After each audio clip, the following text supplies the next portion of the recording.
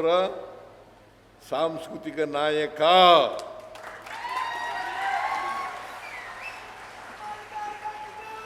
ಏನಪ್ಪ ವಿಜಯಾನಂದ ಕಾಶಪ್ಪ,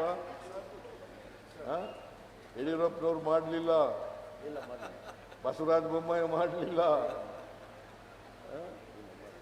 ನಾನು ಮಾಡಿದ್ದು. ಮತ್ತೆ ನನ್ನನ್ನೇ ದ್ವೇಷಿಸ್ತೀರಿ?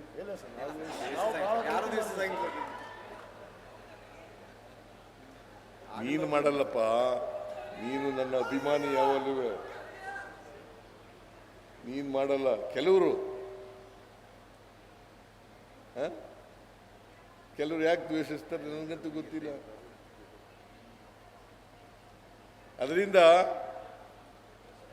ನಾನು ಒಬ್ಬ ಬಸವಣ್ಣನವರ ಕಟ್ಟ ಅನುಯಾಯಿ. ಬಸವಣ್ಣನವರ ಕಟ್ಟ ಅನುಯಾಯಿ. 2013 ಮೇ 13ನೇ ತಾರೀಕು ಬಸವ ಜಯಂತಿ. ಅವತ್ತೇ ಪ್ರಮಾಣ ವಚನ ತಗೊಂಡೆ.